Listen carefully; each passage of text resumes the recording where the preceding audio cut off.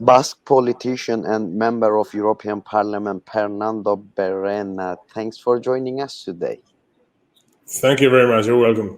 Thank you. So our main topic is Kurdish leader Mr. Abdullah Öcalan. He has been held in isolation in prison for 23 years now, since 1999.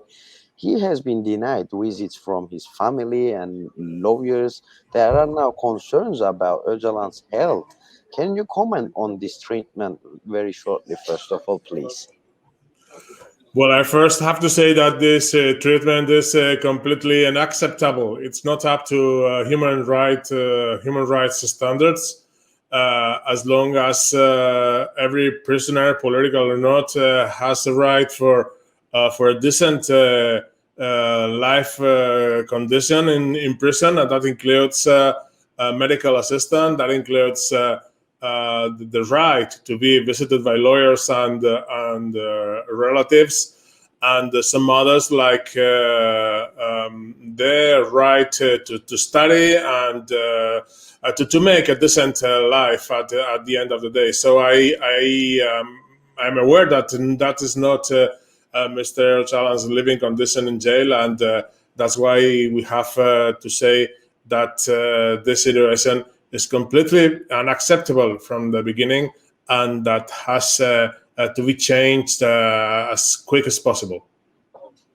Thank you. Secondly, the European Committee on Torture has criticized the treatment of Abdullah Öcalan by the Turkish authorities.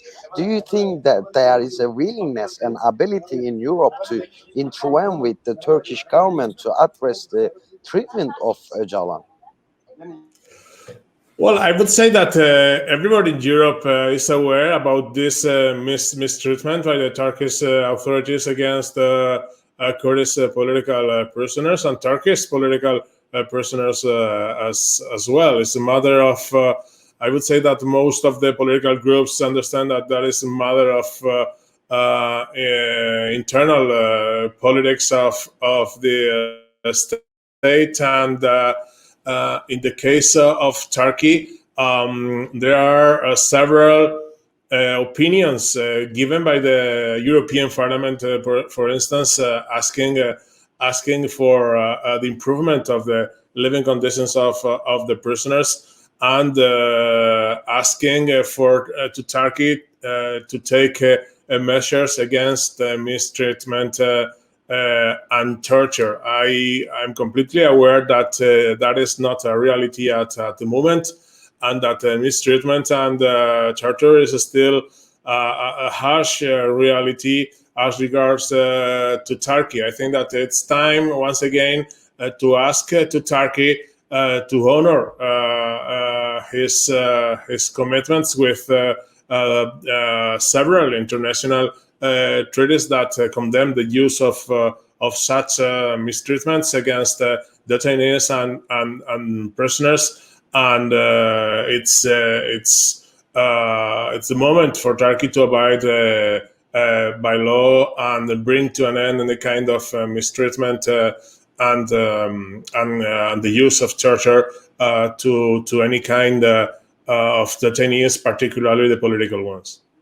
I would like to also add on this question as well. Do you think keeping the PKK on forbidden organizations list and keeping also Mr. Abdullah Öcalan under isolation is two different faces of the same problem? Because keeping PKK on the list is also opening doors to criminalize the Kurdish people as well. And so how would you going to comment on that? We have few minutes as well, so how would you like to evaluate this? Well, as usual, states and international organizations have some called black lists, in which different people from different parts and organizations in the world have been included in the past. These black lists have been used by different governments to criminalize the national and social liberation movements, and fight them on not a very democratical basis. This is the case of the inclusion of the Kurdish parties in these blacklists by the USA or by the European Union itself. Basque organizations and some other organizations all around the world have been included in this black lists. And I would say that this is a kind of measure that doesn't work at all. It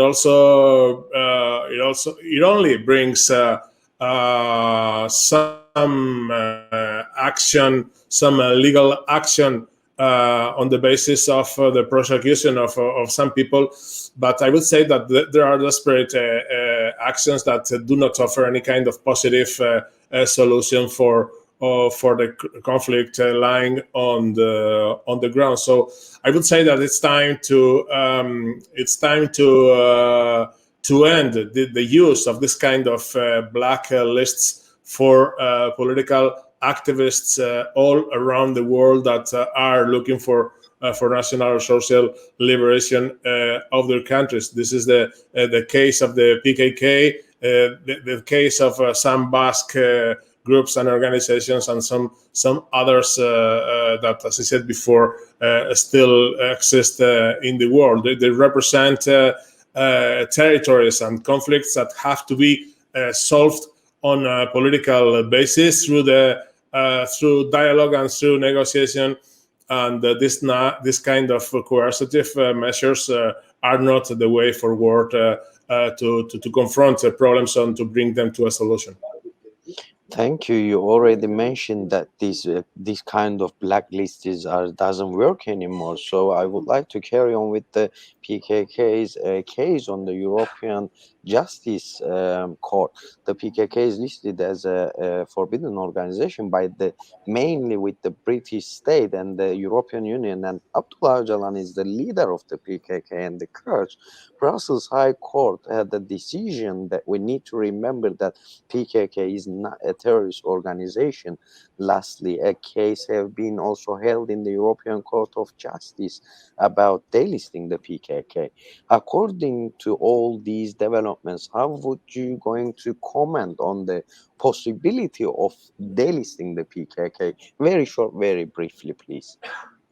Well, I would say that that is a measure completely necessary. I think that political movements that stand for conflict resolution, that stand for non-violent solutions, and for political approaches to those conflicts have to be first of all contacted and taken on account as a counterpart in order to look for political solutions. We are seeing a kind of high hypocrisy as regards to the honoring of international law and sentences and by courts, and this cannot work if those sentences and those decisions taken by courts are only respected when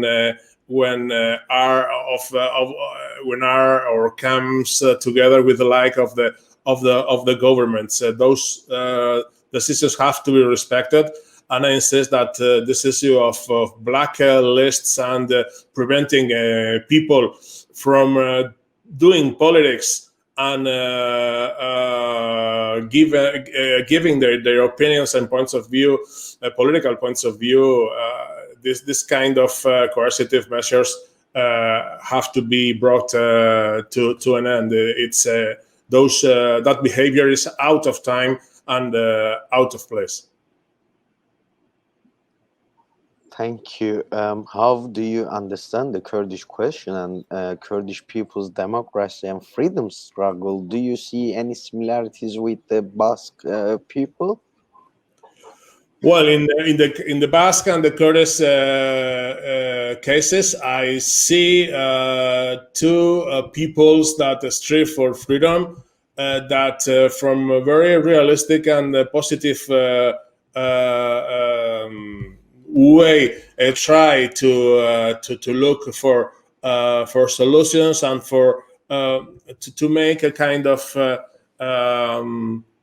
to make a kind of way from the situation we are suffering now to a new one based on the free decision of our respective peoples. And I see two struggles that are also saying that respect for international law and international legality are crucial for a solution of our respective conflicts. I believe that as international law says that no state is allowed to occupy any other territory.